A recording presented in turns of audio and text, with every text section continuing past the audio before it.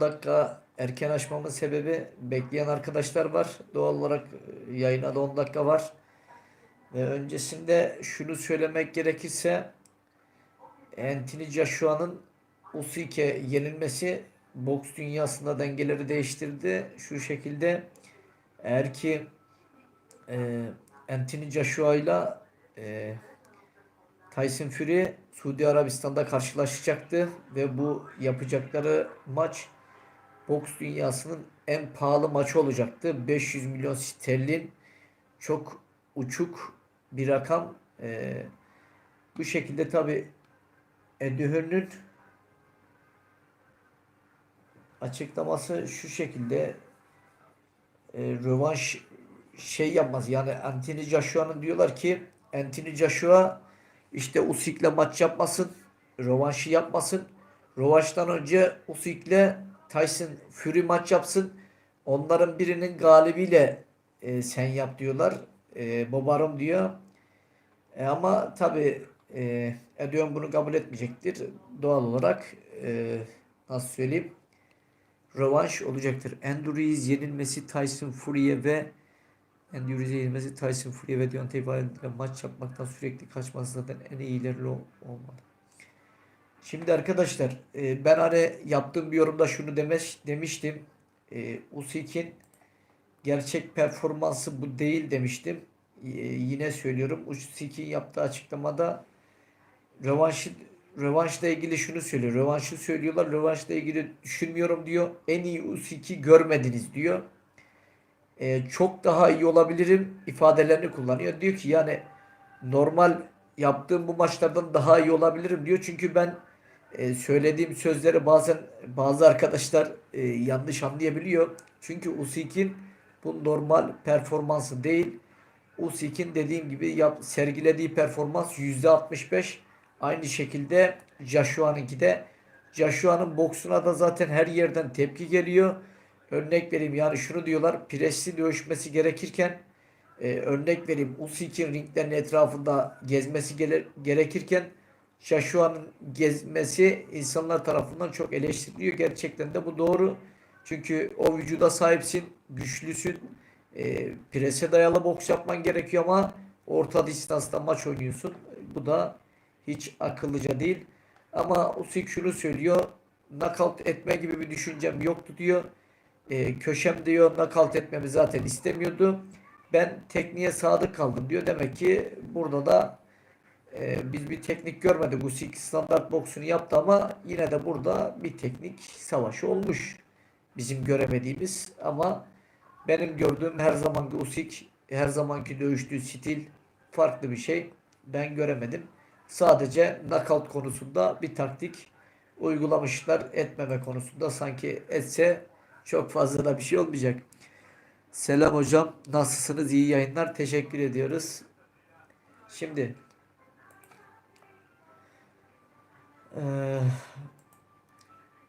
Deontay Wilder Tyson Fury maçı Ekim'de, 9 Ekim'de. Şimdi o maça kilitleneceğiz. O maçla ilgili konuşacağız. Bakalım Tyson Fury Deontay Wilder'ı geçebilecek mi? Deontay Wilder bu kadar çalışması, bu Tyson Fury'ye karşı bu kadar bilenmesini, bakalım sonucunda ne göreceğiz? Ringde nasıl bir Deontay Wilder göreceğiz? Bu da merak konusu. Ama şimdilik dediğim gibi bu Joshua ile Tyson Fury'nin maçı iptal. Eğer ki Joshua ile Joshua ikinci bir yenilgisini alırsa, Tyson Fury'den de alırsa, karşılaşırsa, karşı karşıya gelirlerse, bundan sonra Joshua'nın kariyeri dibe vurur. Ama şunu iyi biliyorum. Eğer ki Anthony Joshua Usyk rövanşta karşılaşırsa, benim şahsi fikrim Usyk çok sağlam gelecektir. Ve de aynı Andy Ruiz maçında yaptığı gibi kendini gösterecektir. Veya yine beklentilerin çok gerisinde kalabilir. Joshua bu Ne yapacağı ne diyeceği hiç belli olmuyor. İzleyip göreceğiz. Şimdi arkadaşlar sorulara alalım. Maçla ilgili soru cevap şeklinde ilerleyelim.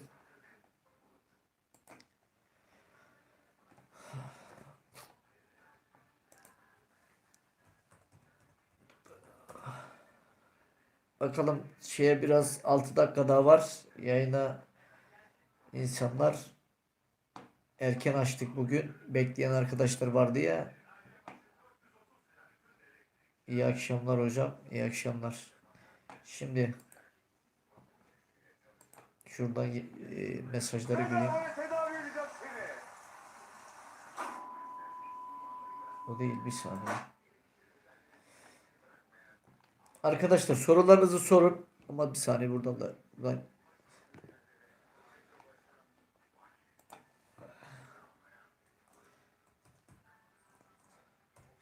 Şimdi işin açıkçası şöyle bir şey var arkadaşlar. Birkaç gündür size yorum yazamıyorum. Bunun da nedeni şu. Şurada bir tane e, kısıtlı mod denilen bir uygulama var. Bu bazen kendi kendini açıyor ve yorum yapamıyorum. Bazen yaptığınız yorumları görmüyorum. Bu yüzden size geri dönüşler yapamıyorum. Bundan dolayı kusura bakmayın ama inşallah o da çok şükür bugün halloldu.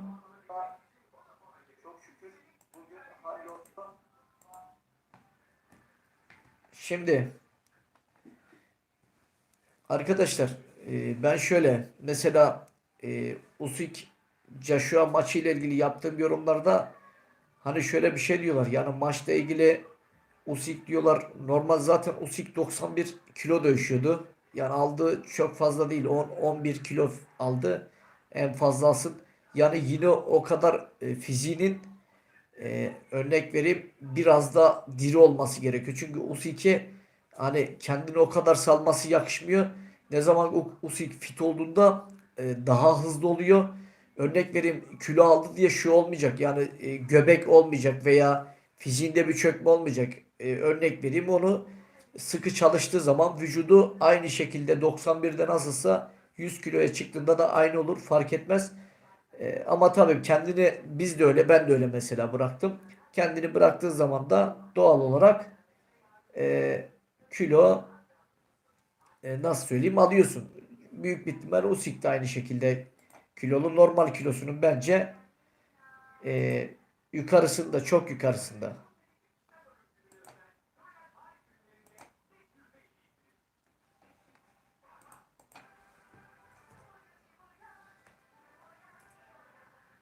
Bir saniye şuradan yorumlar alalım arkadaşlar. Yorumlar gelsin.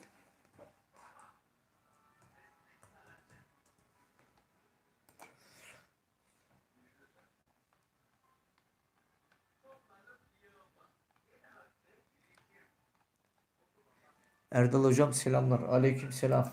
Hoş geldin. Şimdi bir saniye. Tamam güzel.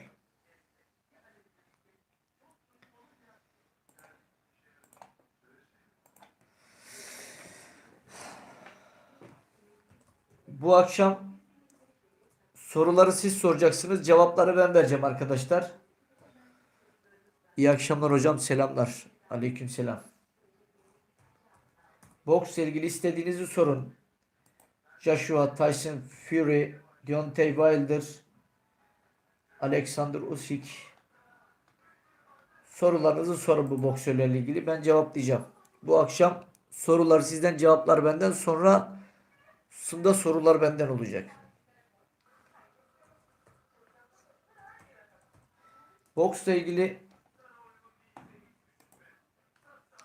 Usyk iyi ki 2 metre değil yoksa ağır siklette rekabet kalmazdı. Mesela şunu açık söyleyeyim. Usyk Tyson Fury'nin boyunda olsa demen gibi yani önünde rakip duramazdı. Yani o hareketliliğiyle Tyson Fury'nin boyunda olsaydı gerçekten şu bir gerçekti. Rakipsiz olurdu. Yani o hareket, o teknik. Ama ne yazık ki biraz boydan kaybediyor. Ama her zaman şunu söylüyorum. Her şey boy demek değil. Her şey boksta çok güçlü olacaksın diye bir şey yok. Önemli olan boksta teknik. Önemli olan boksu iyi bilmek. Oleksandr Usyk de boksu iyi biliyor ve e, boksunda hakkını veriyor. Doğal olarak da rakiplerine karşı galip geliyor. Ama yani hak ediyor yani. Haklı galibiyetler alıyor. Haksız bir galibiyet aldığını görmedim. Hani bazen deriz ya masa üzerinde alınan bir galibiyet ama öyle bir şey yok.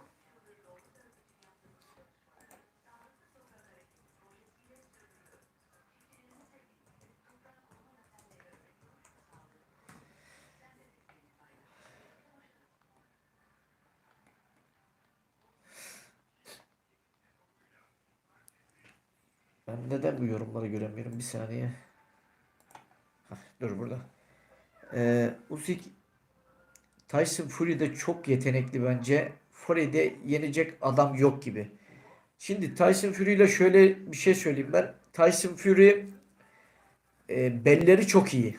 Belleri çok iyi. Mesela bak Usyk de aynı şekilde. Yumruğu attıktan sonra nasıl belleri oynuyor? Tyson Fury de aynı şekilde bel ve vücut fendini çok iyi yapıyor. Doğal olarak da vazgeçmiyor. Vazgeçmediği için de kazanmasını Tyson Fury de biliyor. Ama şu bir gerçek. Usyk'le Fury karşılaşsa aynı şekilde Tyson Fury Usyk'e karşı çok zorlanacak. Belki vücudunun o iriliği belki Alexander Usyk'i ezer diyeceğiz ama şöyle bir şey var. Usyk zaten ayakları çabuk. Çok fazla kırışmaya giren bir boksör değil. Doğal olarak da Usyk Tyson Fury'den de maç alacağını düşünüyorum ben. Ama yine de boks bu. Ne olacağı hiç belli olmaz. Ummadığın taş baş yarabiliyor bazen. Olimpiyat şampiyonu Alistan Oren.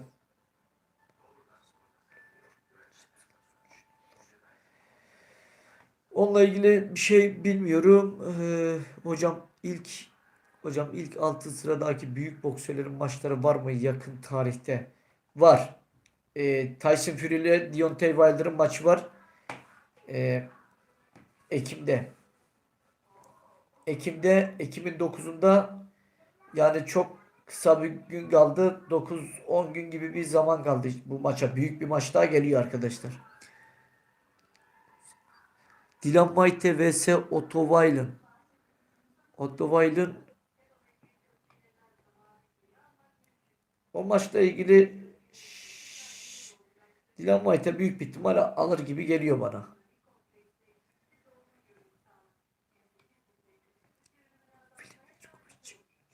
Filip Irgovic, George Dubois kemeri gidebilir mi ağır siklette? Şimdi şöyle bir şey var arkadaşlar. Ben şöyle söyleyeyim boksla ilgili. Boksta her şey çalışmaktır. Düzgün çalışmak. Yani kondisyon, iyi yüklemek, zamanlamayı iyi ayarlamak. Örnek vereyim. Maçla hazırlık dönemini çok sistemli bir şekilde ayarlamak. Örnek vereyim. Dayanıklılık, güç çalışması ve sonra yavaş yavaş çabukluk ve sonra konsantre dikkat çalışmaları, reflekslerin güçlendirilmesi. Tabi bunu güzel bir zamanlamada çalışırsa doğal olarak en iyi çalışan kemere gider. Burada da dediğim gibi sistemli çalışmak, düzgün çalışmak. Bakın arkadaşlar şöyle bir şey var. Başarılı boksörler görüyoruz. Mesela şu anda dünyada bir numaralı örnek vereyim. Canelo'sundan tut, Tyson Fury'den, Deontay Wilder'dan işte belki basketçi ama düşün dünya şampiyonluğunu oynuyor. Yani demek ki bu şu değil. Mesela yıllarca boks sporunu yapıp da başarılı olamayan insanlar var. Ama düşün basketten gelip de dünya şampiyonluğunu oynayan boksörler var. Bu yüzden de boksta şu var. Yani kimin yeteneği iyiyse yani boksu elverişliyse fizik olarak o başarılı oluyor. Akıllı çalışan, bilgiye yönelik, bilgili olan, kendini bilgilendiren, akıllı bir hocayla çalışan, bu işi bilen hocayla çalıştığın zaman doğal olarak boksta başarılı oluyorsun. Bakın arkadaşlar, ne diyor? Sadece örnek vereyim. 2 sene diyor. 2 sene ayaklara çalıştım. 2 sene ayaklara. Yani bu ne demek? 2 sene ayak hareketlerine. Biz mesela az bir şey çalışsak hemen sıkılırız. Bu yüzden mesela sol yumruğu atarken belki 100 defa aynı noktaya at. Güçlü at. Örnek vereyim, yavaş at. Hızlı at. Ve artık bu kolun artık otomatikmen çıkması gerekiyor. Mesela Alexander Usyk sağlarını nasıl net vuruyor rakibine? Yani önemli olan mesela çok lapa vurmak, torba vurmak. Torbaya ne yapıyorsun? Geçiyorsun karşısına, vuruyorsun. Örnek vereyim, elinden geleni yapıyorsun sağdan soldan ama bu değil. Önemli olan torbaya da vururken, lapa da vururken düşün ki rakip hareketli. Rakip o yumruğu nasıl vuracaksın? Abi sence Türkiye'de iyi prof ağır siklet boksör çıkar mı? Erdal hocam sakatlığım geçti, sonunda antrenmanlara başladım. İyi, geçmiş olsun şimdiden. Şimdi arkadaşlar, Türkiye'de pro boksörler çıkar çıkmaz değil. Ben ne diyorum? Her şey yatırım, her şey ilgilenmek, her şey bu işe özen göstermek, önem vermek. Önem gösterdiğin zaman, örnek vereyim, ilgilendiğin zaman doğal olarak iyi pro boksörler çıkar. Bak Amerika'da, İngiltere'de niye çıkıyor? Çünkü bu işe orada destek var, bu işe orada ilgi var, bu işi Amerika'da, İngiltere'de seviyorlar. Yani Almanya'da seviyorlar. Doğal olarak da ne yapıyor? Bu ülkeler başarılı. Türkiye'de boks ne kadar değer görüyor? Bu tartışılır ama inşallah hak ettiği yere bir gün Türkiye'de de boks gelecektir. İyi bir başkan, iyi bir yöneticiler, doğru seçimler yaptıkları sürece, doğru adımlar attıkları sürece Türkiye'de de boks başarılı olacaktır. Boks Türkiye'de şu anki boks Türkiye'de boksu dünyayla yarışabilir durumda mı? Türkiye boksu şu anda nerede derseniz arkadaşlar, Türkiye boksu şu anda varlığıyla yokluğu bellisiz. Belki hani şunu diyeceksiniz, olimpiyatta 2-3 tane madalya aldık. Bayanlarda aldık. Bunu tabii ki küçümsemiyorum. Olimpiyattan her gelen madalya altın değerindedir. Ama bizim önemli olan erkeklerde alacağımız madalya bizim için çok önemli. Çünkü yıllardır beklenen, özlemle beklenen bir altın madalya özlemi var. Öncelikle bu son bulması gerekiyor. Bunun için de çok iyi takım ve örnek vereyim, birebir boksörlerle çalışmak, antrenörlerin birebir çalışması bir sporcuyla bireyselliğe dönmek başarıyı getirecektir. Her sporcunun hocası, örnek vereyim, başarılı sporcuların hocaları milli takım kamplarında yer alırsa Türkiye boksu da dünya ile yarışır seviyeye belli bir zamandan sonra gelecektir. Ama bu tabi dediğim gibi insanların burada akıllı ve sistemli çalışması, doğru adımlar atması Türkiye'yi de zamanla başarıyı getirecektir. Prop box'a gelirse, prop box'ta başarılı olunur, olunmaz diye bir şey yok. Türkiye'de de şu anda profta dövüşecek birçok isim var. Yok değil. Aslında prof box böyle denildiği kadar zor değil. Yani sadece ağır vuruşlar diyorlar. Böyle de bir şey yok. Ben profta dövüşen boksörlerin hepsine bakıyorum. Emin olun, hepsiyle normal ringde dövüşen boksör de dövüşür. Hani prof deyip hani böyle gözünde büyütecek, korkulacak diye bir şey yok. Aynı yumruğu vuruyor. Amatörde ringde nasıl aynı yumruğu vuruyorsan profta da vuruyorsun. Hiç fark etmiyor. Ama tabi bazı prof boksörler oluyor. Gerçekten ne derler ona, yıkım, sağlam vuruyor, sağlam dövüşüyor. Tabi bunların karşısına çıkana kadar da siz belli bir seviyeye geliyorsunuz. Belli bir seviyeye gelmeden de zaten o boksörlerin karşısına çıkartmıyorlar sizi, bu işi organize edenler. Bir saniye Erdal Hoca, ağırlık. Georgi Foreman boksa geri döndüğünde eski fent yapmadan, neredeyse hareket etmeden nasıl tekrar ağır siklet şampiyonu olabildi? Vücudu da çok kötüydü. Bu nasıl olabilir? Çok merak ediyorum.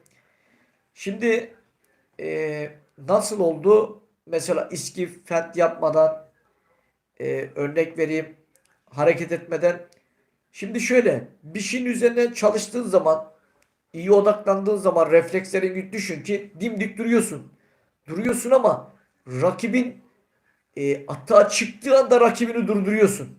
Yani durdurucu kontra yumrukları güzel vuruyorsun. Rakibini kendine yaklaştırmıyorsun.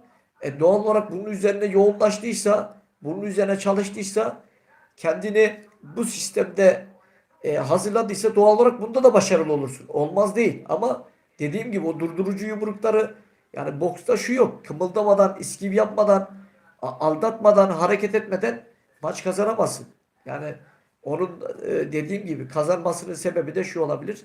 Dediğim gibi o sistem üzerine iyi çalışmıştır. Durdurucu yumruklar, yani rakip üzerine gelirken durdurur. Mesela örnek vereyim, gelir vurur. Yani olabilir. Erdal hocam, ağırlık çalışma boksun içinde ne kadar yer kaplıyor sence? Şimdi şöyle, boksta ağırlık çalışma var. Var, yok değil ama sana şunu söyleyeyim. Ben ağırlığı hiçbir zaman sevmedim. Sevmedim. Hala da sevmiyorum. Boksta şu var. Vücut ağırlığıyla çalışmaya bak. Elinden geldiği kadar barfix, şınav ve bunlara çok çalış. Vücut ağırlığını çok kullan. Çünkü ağırlığın altına girdiği zaman doğal olarak biraz esnekliğini kaybediyorsun. Biraz ne derler ona, kalaslaşıyorsun. Bu yüzden dediğim gibi yüzme yap. Yüzmek vücudu hem kasların için bütün kaslara çalıştırır. Hem de omuz başların gelişir, güçlenirsin. Ama tabii bunu maça yakın yapma. Öncesinde olsun. Örnek vereyim, dayanıklılık, güç antrenmanı çalışırken bunu yap. Yüzme çok faydalı, onu söyleyeyim. Koşu, yüzme, bunları bol yapın. Şınav, barfix ve o demirden tuttuğunda örnek vereyim, kendini demirin üzerine kollarınla atmaya bak. Bunu çok yapıyor bak. Timo Lopez çok yapıyor ve bu yüzden çok güçlü vuruyor. Yani e, şimdilik sana o konuyla ilgili, ağırlıkla ilgili söyleyeceklerim bu kadar. Şimdi ben ağır siklet olarak dedim, bir yer siklette çıkıyor prof. Şimdi arkadaşlar, ağır siklette de çıkar. Çıkmaz değil. Türkiye'de aslında şöyle bir şey var. Türkiye'de de birçok ağır sikletler vardı ama bunların hepsi boksu bıraktı. Yani örnek vereyim. Bunların üzerine durursaydı bunlar boksu bırakmazdı. Belki de şu an dünya boksun arenasında yer alacaktı. Ama olmadı. Erdal abi, hala Joshua'nın en iyilerden birisi olduğunu savunuyor musun? Savunmuyorsun değil mi? Ben Joshua'nın kötü bir boksör olduğunu düşünmüyorum. Bu bir gerçek. Joshua kötü bir boksör değil. Çünkü arkadaşlar olimpiyat şampiyonu olan bir boksör kötü olamaz. Joshua'nın da iyi olduğu dönemler var. Rakiplerine nasıl güçlü vurduğu, kök söktürdüğü dönemler var. Ama Usyk'le yaptığı şu maçta gerçekten, yani beklentilerin çok gerisinde bir maç. Çok yanlış dövüştü. Örnek vereyim, prese dayalı dövüşmesi gerekirken işte orta distansı tercih etti Usyk'in. Dediğim gibi tereyağına bal sürdü. Tabii Usyk de bunu istiyordu. İşine yaradı. Yani bu şekilde kaybetti. Ama Joshua'nın 9. roundda herhalde şu gözünde bir kemiğine kırılmış. Ondan doğru 9. rounddan sonra görememiş. O yüzden maçı biraz o yüzden kaybettiğini söylüyor ama vazgeçmemiş. Yine 12 roundu bitirdi. Erdal abi, hala Avni Canelo maçını gerçekten hak ediyor muydu? Şimdi ben onunla ilgili şunu söyleyeyim. Avni Canelo maçını gerçekten hak ediyor muydu? Bence Avni için Canelo Alvarez maçı erkendi. Ben duyduğumda hatta şok oldum. Yani Avni Canelo maçı gerçekten, Canelo Alvarez gibi bir boksör. Ben Avni'ni öncesinde zaten Canelo Alvarez'in maçlarını anlatıyordum. Canelo Alvarez'in yaptığı boksu anlatıyordum. Zamanlaması, refleksleri çok güçlü. Belleri çok iyi. Zamanlaması çok iyi. Yani iyi bir boksör. Özellikle Gennady Golovkin'le yaptığı maçı izlediğimde gerçekten o maçta hayran kaldım. Çok akıllı dövüştü. Ayakları, örnek vereyim, iyi oynadı. Ve ikinci maçını aldı ama birinci maç dediğim gibi birinci maç hala konuşulur. Alistair Overeem karşısında işin çok zor. Canelo Plant maçından sonra ne yapacak? Canelo Plant maçı şimdi şöyle. Canelo Plant maçından sonra ne yapacak? Bakacağız ne olacak. Kimi tercih edecek? İşte birkaç boksör var. Yine Canelo'ya meydan okuyan boksörler var. Onlardan bakalım hangisini Canelo Alvarez tercih edecek. İzlerken çok heyecanlandığım ve sevdiğim boksörler Canelo, GG, Usyk, Wilder. Hocam bunların maçlarını dört gözle bekliyorum. Şimdi bu boksörler zaten zevk veriyor ama dediğim gibi yani maçın o anki gidişatı nasıl olur? O yüzden amatör olarak boks yapıyorum. 16 oz eldiven ve çift sargı yapmama rağmen güçlü vuruşları sonra bileklerim inanılmaz ağrıyor. Bu sorunu nasıl çözebilirim hocam? Şimdi öncelikle mesela şınav çekerken şey yap. Mesela şu bileklerini mesela örnek vereyim. Bileklerini öncelikle bir maça çıkmadan önce mesela eldiveni takmadan şu bileklerini çok ısındır. Bir de örnek vereyim. Dumbbell al eline örnek vereyim. Dumbbell'ı böyle elinle böyle kolunu bir yere koy. Böyle dumbbell'la bileğini güçlendir böyle. Dumbbell'ı oynattır. Sonrasında örnek vereyim. Barfix çek. Barfix çek. Örnek vereyim yumruklarınla da şey yap. Yumruklarınla şınav çek. O düzelir. Abi Terence Crawford Shaw Porter maçı hakkında ne düşünüyorsun? Kim kazanır sence? Ee, belli olmaz.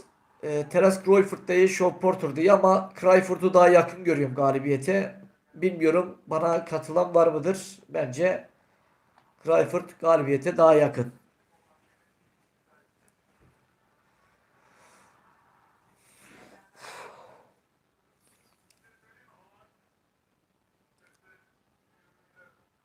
Gözlerim kapanıyor.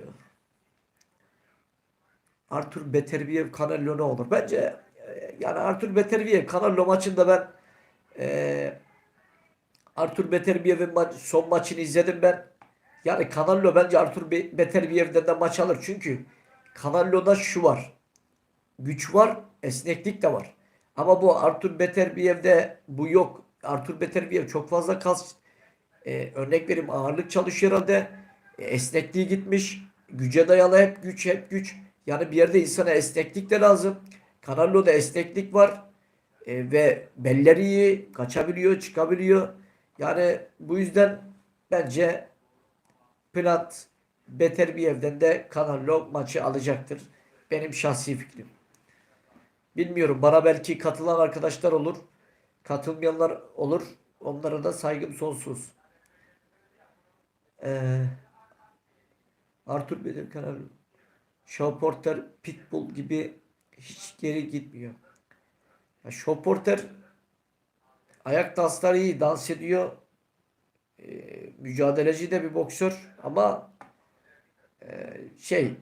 Crawford akıllı, çok zeki. Oyun içinde oyun kuruyor. Ring içerisinde stratejileri değiştirebiliyor.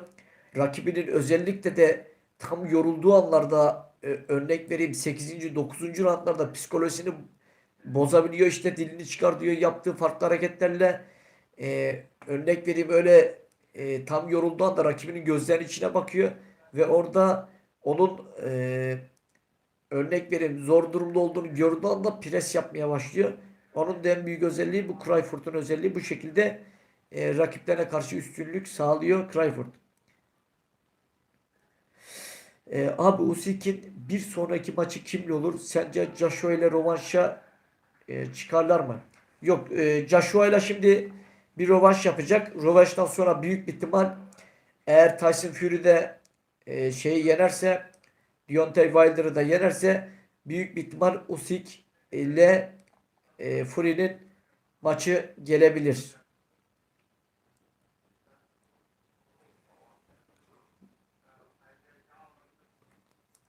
Murat Gasiyev ağır siklet iş yapar mı? Yapar. Murat Gasiyev Usyk'le maçını izledim. Mücadeleci bir boksör, iyi bir boksör. Hatta Usyk çok zor maç aldı. Murat Gasiyev'den savaşçı bir boksör. Yapar. İş yapar ama fizik olarak sanki biraz küçük gelir gibi geliyor bana ağır siklete.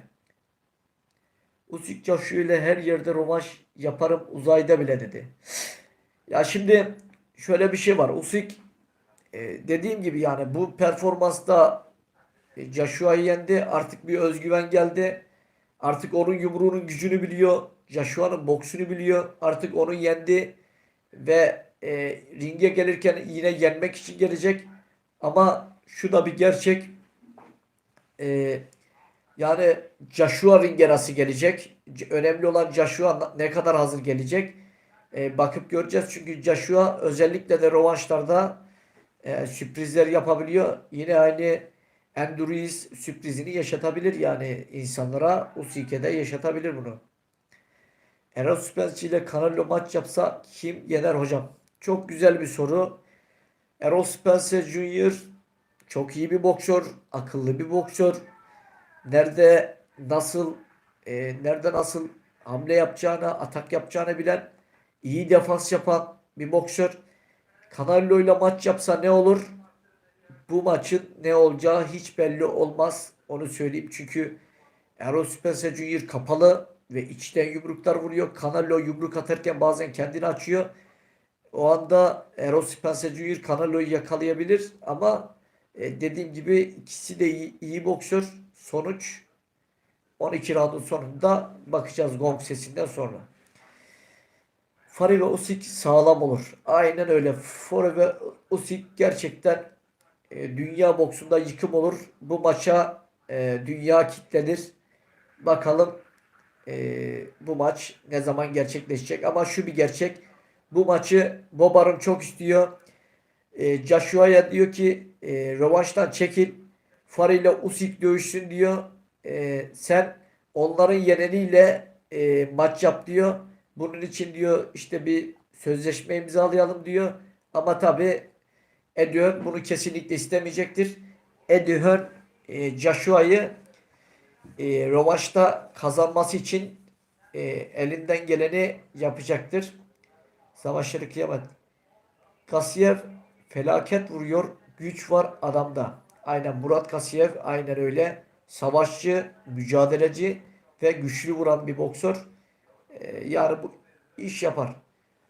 Wilder ve Safari kazananı ile Dylan White'e maç yapacakmış. Olabilir. Andy Ruiz çok kilo alarak ve idmansız çıkmıştı ikinci maça. Şimdi arkadaşlar bak söylüyorum. Andy Ruiz Joshua ile ilk maçında nasıldı? Çok kiloluydu. Andy Ruiz kilo verdi. Kilo vermesi onun belki daha iyi olacağını düşünüyorduk. Andy Ruiz'in fit bir vücudu vardı. Ama ikinci maçta çok kötüydü. Yumruk attığında nasıl kolundaki etler neredeyse o kadar çirkin gözüküyordu ki gerçekten şunu dedik.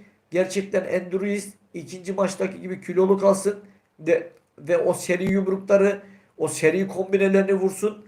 Demek ki kimine böyle kilo düşmekte gelmiyor. Özellikle de Andy Ruiz'e hiç gelmemiş. Yeniden Andy Ruiz eski kilosuna otursun. O kiloda devam etsin. Belki de şöyle kiloyu düştü. Kilosu oturmadı ve o yüzden beklenen performansı göstertemedi. Ryan Garcia hakkında ne düşünüyorsun? Ryan Garcia şöyle hızlı bir boksör. Sol kroşelerini yumruktan iyi çarpıyor. Hızlı vuruyor. Ama kafa olarak zayıf bir boksör. Prof'ta da önemli olan sağlam olmak. Dayanıklı olmak. Onun en büyük şanssızlığı dayanıksız olması. Yumruk yediği zaman yaprak gibi düşüyor Ryan Garcia. Canelo için Dimitri Pivol'da konuşuluyor. Olabilir yani Canelo için bütün boksörler Canelo ile maç yapmak için zaten can atıyor. Çünkü Canelo ile maç yapan meşhur oluyor. Canelo ile maç yapan zengin oluyor. Yani daha ne söyleyeyim yani Canelo Alvarez'le kim maç yapmak istemez? Floyd şimdiki Canelo ile maç yapsa yine yener miydi? Şimdiki Canelo ile Floyd maç yapsa ben sana şunu söyleyeyim.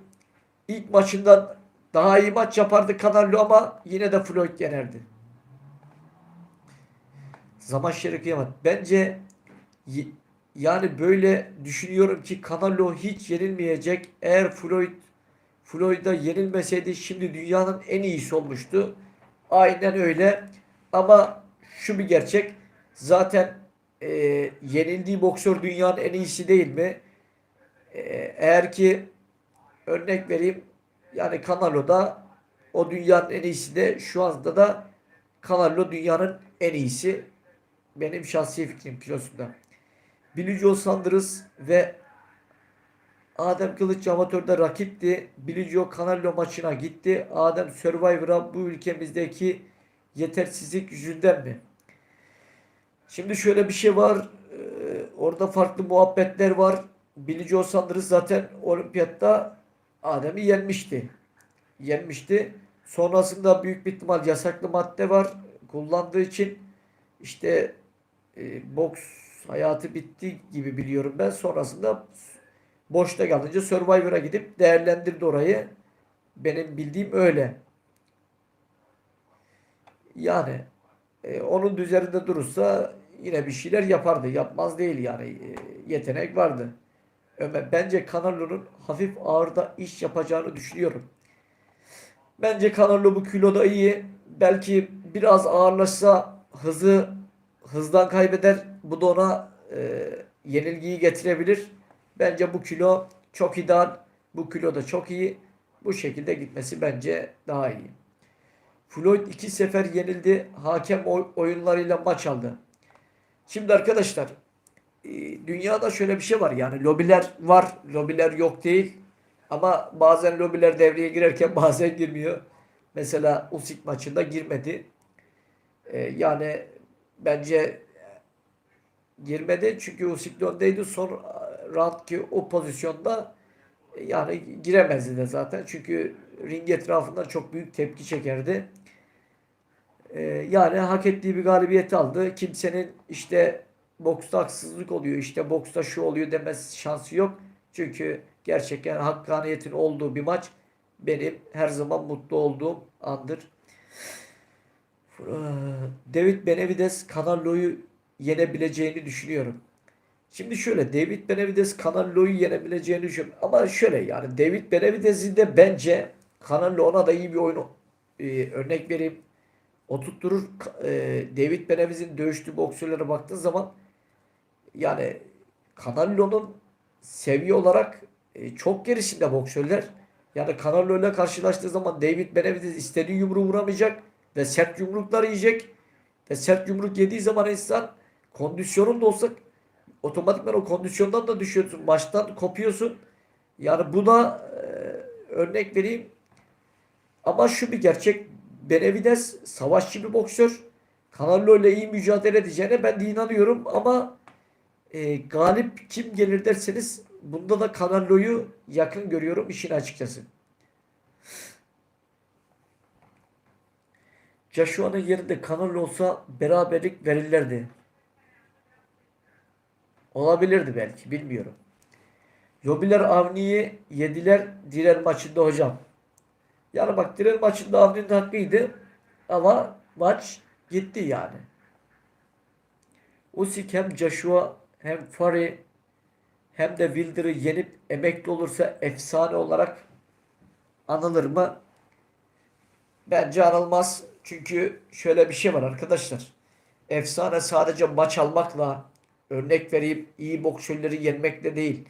Efsane olmak, konuşmaların, yaptığın eylemler, yaşantın ve insanları etkilemek. Örnek vereyim Usyk insanları etkilemesi, konuşmasıyla, yaptığı eylemlerle mesela Beterbiyev'in eylemleri var. Muhammed Ali Clay'in eylemi var. Mike Tyson'ın eylemi var. Ki bunlar efsane. Bunlar konuşuluyor. Ama örnek vereyim bir insanlar şeyi konuşmuyor mesela. Floyd'u konuşmuyor. Yani Floyd de o zaman bir efsane. Yenilgisiz. İşte kendini Muhammed Ali Clay'den üstün görüyor. İşte daha çok maç olduğunu düşünüyor. Ama şimdi Floyd Mayweather efsane mi? Efsane değil. Kimse yani Floyd var mı yok mu? Yani kimsenin umurunda değil. Ama bir Muhammed Ali Clay, bir Mike Tyson, örnek başka kimi? Mesela bir Pacquiao efsane olabilir. Ben onu söyleyeyim.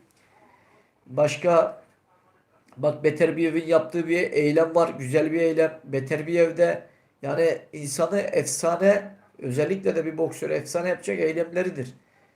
Aldığınız kararlar, söylediğiniz sözler ne kadar insanları, büyük kitleleri etkiliyor.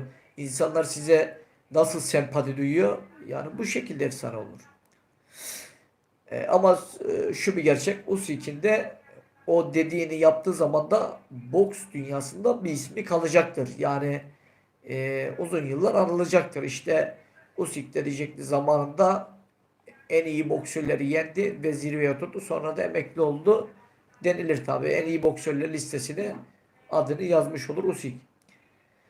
Wilder Fury kim kazanır sizce? Wilder Fury kim kazanır sizce? Arkadaşlar bu maçın ben sana söyleyeyim mi? Burada şu. Performans. Yani kim daha akıllı çalıştı, kim daha iyi çalıştı, kimin nefesi güçlüyse o olacak. Kim vazgeçmezse Wilder Fury maçında. Lennox Lewis efsaneydi. Lennox Lewis efsane olmasının en büyük sebeplerinden birisi şu. O Mike Tyson'ın o iki gözünün üstünü açması, Mike Tyson'ı o hale getirmesi, bir anda Mike Tyson'ı yenmesi Lennox Lewis'in uzun yıllar hafızalardan düşürmedi. Yani bir nevi çok iyi boksördü. Yani çok güzel yumrukları vardı. Lennox Lewis'in ben de maçlarını çoğu kez izlerdim. Hocam Ahmet Öner daha Türkiye'den bir boksörü profesyonel de menajeri olmaz bence. Avni'den sonra sence olur mu? Ya orasını Allah bilir. Yani olur mu olmaz mı bilmem. Hiçbir boksörden menajersiz kalmaz. Roşki, Markino, Gorge Foreman, Vitali Klitschko, Lennox Lewis. Klitschko'lar çok akıllı boksörler. Çok zeki boksörler. Özellikle de büyük olan Klitschko yani gerçekten çok akıllı bir boksör. Joe Frazier. Aynen öyle. Aynen 2002 maçı. Güncel olarak en sert vuran boksör kim sizce? Kim? Canelo vuruyor mesela. Sert vuruyor. Güçlü vuruyor. Şu anda Canelo diyebiliriz herhalde. Bilmiyorum. Katılan vardır yoktur. Hocam Prime döneminde o maçı olsaydı sence sonuç ne olurdu? Lewis Mike Tyson. Belli olmaz da yani ama Mike Tyson bence alırdı diye düşünüyorum yani o Prime döneminde olsaydı. Sence aynı fikir miyiz Gazi Çakır? Yani doğru bir yorum yaptı mı tespit yani? Bedirhan hakkında ne düşünüyorsun? Çılgın bir dövüşçü diyorum onun için Ömer Ayan. Vitali Klitschko Lennox Vitali Klitschko Lennox maçı yarım kalmasaydı sence sonuç ne olurdu? Vitali Klitschko Lennox maçı yarım kalması ne olurdu? Valla o maçı tam izleyemedim. Bence de öyle düşünüyorum. Aynen öyle yani.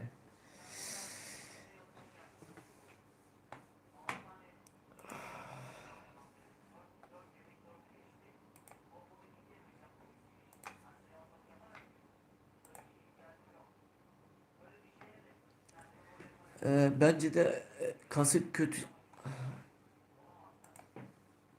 kaşı kötü açılmıştır. Kararıyla maç durduruldu. He, doğrudur. Vitali'nin doğrudur. Ya Vitali Klitschko'lar zaten iyi boksörler. Yani onlara diyecek yok.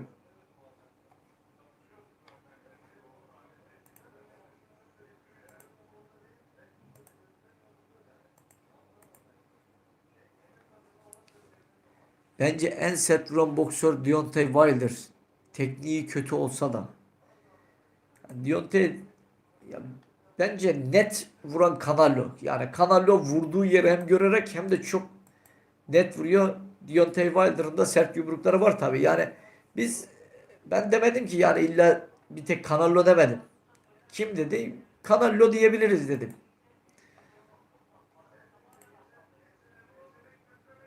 Da yanlış anlaşılmasın ama zaten en korktuğum şey yanlış anlaşılma. Joshua Usyk ile rövanş yapsa, Joshua Usyk ile rövanş yapsa kariyeri biter mi? Yenilirse ki yaparsa Usyk daha seri ve hızlı olacağını düşünüyorum. Ben şöyle Usyk'in ikinci maça ben de iyi geleceğini düşünüyorum. Usyk'in. Ama Joshua'nın da rövanş maçında elinden geleni ardına koymayacağını iyi biliyorum. Bu maç gibi olmayacak. Bu da bir gerçek. E, Kariyeri bitmez. Ağır sikletlerin kariyeri bitmez. Çünkü Joshua bu. Dünyada bir ismi var. Bir maç alsa yine parlar. Yine der Joshua küllerinden doğdu derler. Yani o yüzden ağır sikletlere kolay kolay bir şey olmaz.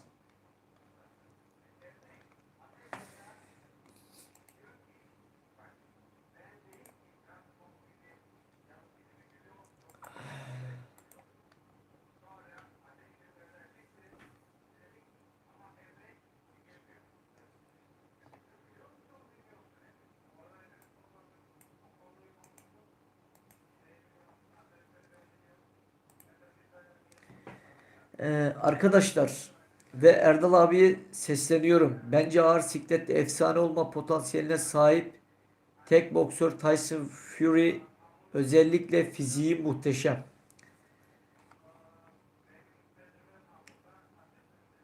Efsane olması için ben şunu söyleyeyim.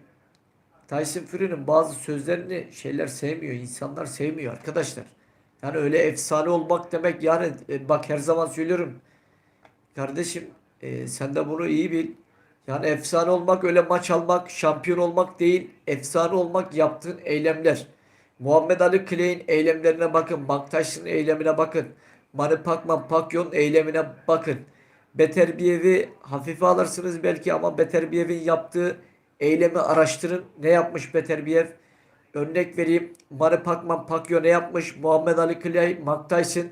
Kübalı boksörler neler yapmış? Örnek vereyim.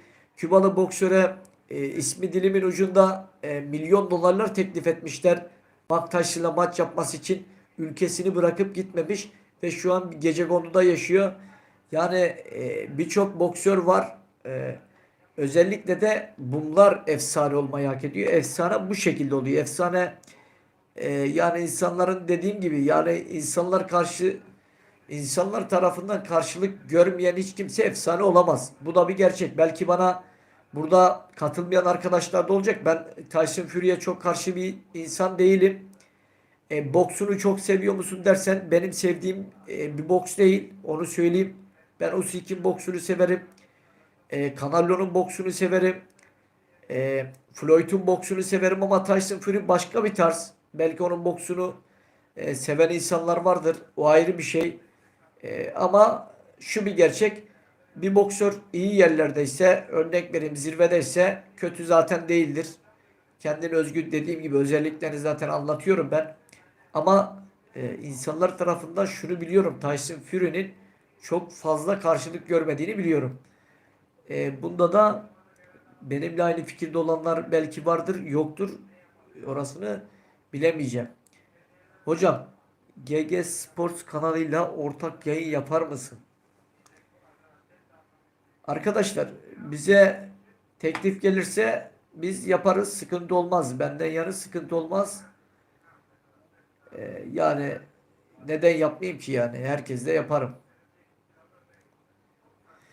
Joshua modern zamanın Frank Bruno'su gibi. Aynen öyle. Yani şu zamanda Joshua gibi, Usyk gibi örnek vereyim. Joshua, Usyk, Canelo, Fury gibi boksörler olsun. Çünkü boksun dünyada biraz daha popülerliğinin artması, daha ilgisinin artması ve stadyumlar artık boks maçlarının olması gerçekten biz boksörleri gurur duyduruyor. Çünkü biz de yaptığımız işten bir nevi örnek vereyim keyif alıyoruz, onur duyuyoruz. O yüzden Joshua fazla kilo alsa, ağır gelse ortalama 6 round çıkartabilir mi? Sence Usyk karşı bir şansı olur mu? Daha ağır gelse. Bence şöyle, yani Usyk'in bir 6 kilo daha olsa, 5 kilo daha olsa Joshua'da çok fazla bir şey yapmaz. Bence daha iyi olur. Daha iyi olur. Ama Usyk'te ben istemiyorum. Usyk'te 100 kilo olsun ama o karın bölgesi fit olsun Usyk'in. Çünkü Usyk'e gelmiyor. Kilo onu biraz çöktürüyor. Usyk örnek vereyim, fit olduğu zaman vücudu dik oluyor. Daha iyi dövüşüyor. Daha rahat hareket ediyor. Joshua da olabilir ama Usyk'te bence olmaması lazım. Tyson Fury o boy ve kiloda yaptıkları muhteşem gerçekten. Eskileri savunması.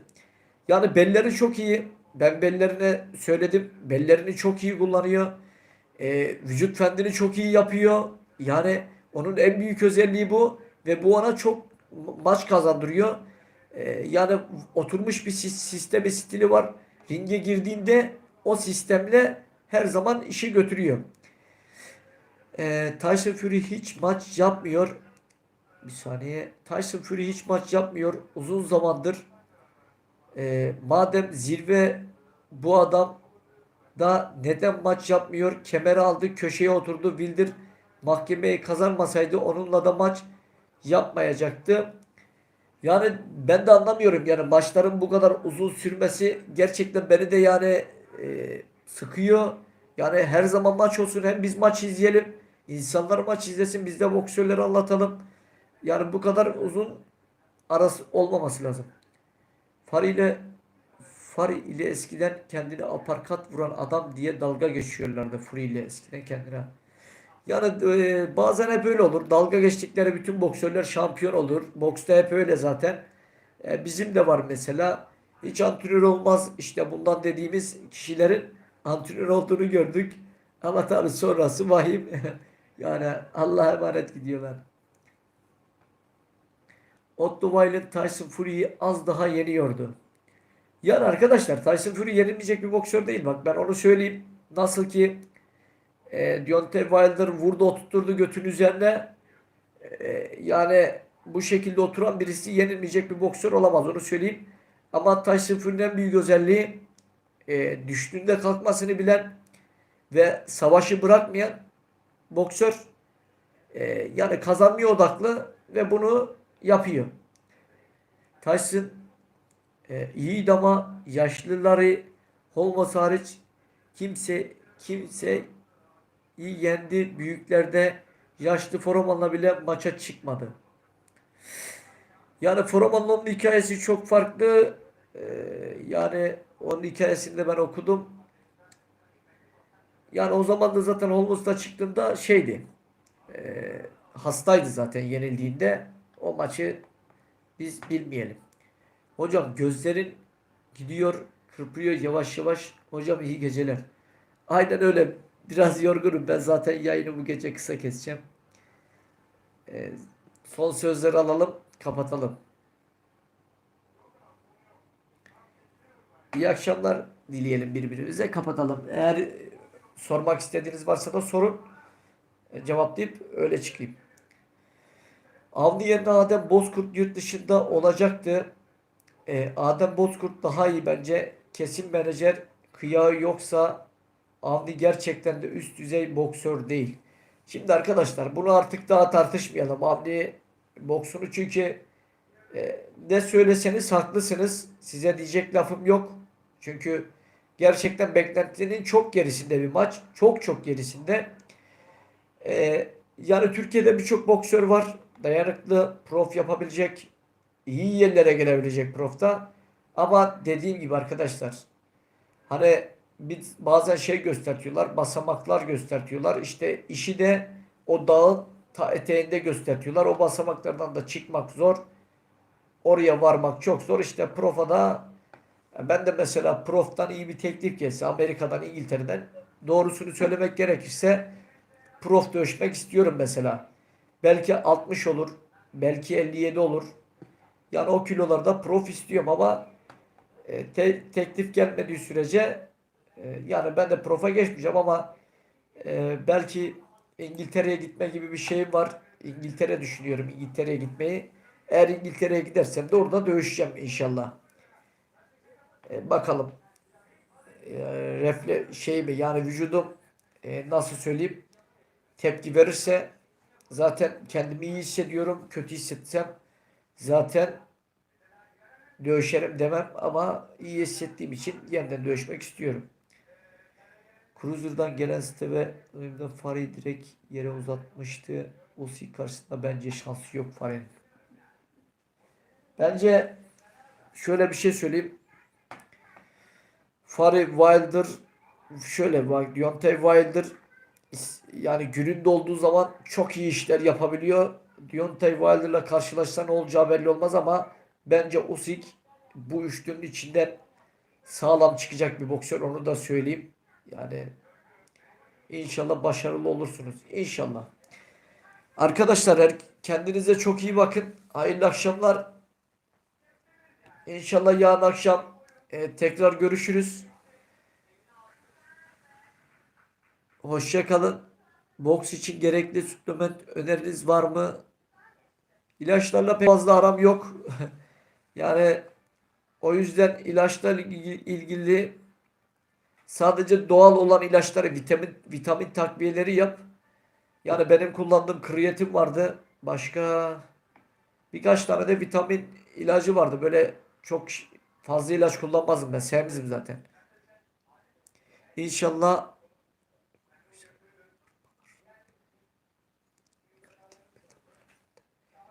GT Speed'de ortak yayın yapmanı isteriz abi.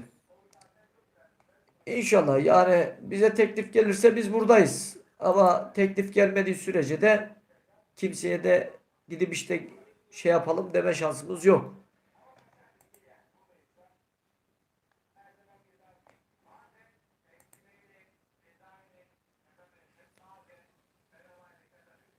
Yo yo yayında donma yok arkadaşlar. Artık o donma olayını çözdük.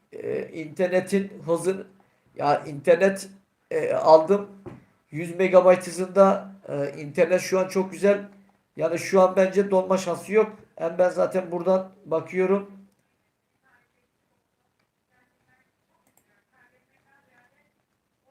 Bir saniye. Yayında donma yok.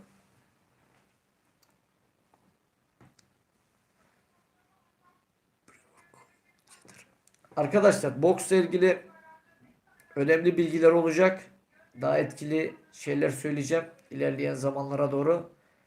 Boksun ne olduğunu önce bir anlayacaksınız. Yapanlar boksu takip edenler ve sonra boks ilgili konuşacağız. Mesela bazı arkadaşlar gözlemleri iyi, boksörleri iyi çözüyor. Ama tabi biz içinden gelen insanlar farklı düşünür. Onlar farklı düşünür takip edenler. Ama bazıları da tabi doğru buluyorum. Yaptığı yorumları örnek vereyim. Bazen bana da yorum yazan arkadaşlar oluyor. Hak verdiklerim oluyor. Yani doğru cümleler yazanlar var. Tabi beni de bazen yanlış anlayan arkadaşlar da var. Onları da ben de zaman zaman şey yapıyorum yani bilgilendiriyorum. Gazi Çakır. Bu ucu iyi güç verir. Yayın donuyor. Bu benim internetim mi? Arkadaşlar hayırlı akşamlar. Kendinize çok iyi bakın. Bir sonraki videoda görüşürüz. Eğer ki beğendiyseniz yayını beğeni tuşuna basın. Bu önemli. En azından önerilenlere çıkıyoruz. Daha çok kişiye ulaşıyoruz. Abone olmayan arkadaşlar da abone olsun. Yarın akşam 10 gibi tekrar canlı yayında görüşürüz inşallah. Abi öğretici videolar geliyordu en son. Ercan Aydın gelecek ama salon açtığımda gelecek. Yani o zaman peş peşe gelecek merak etme. Arda arda istemediğin kadar video gelecek. Eğitici videolar. Şimdi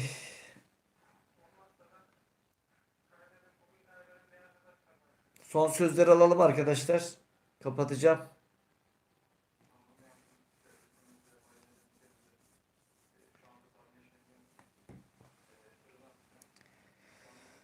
Arkadaşlar hayırlı akşamlar. Yazılar bana gelmiyor. Geç gelecek büyük bir ihtimal.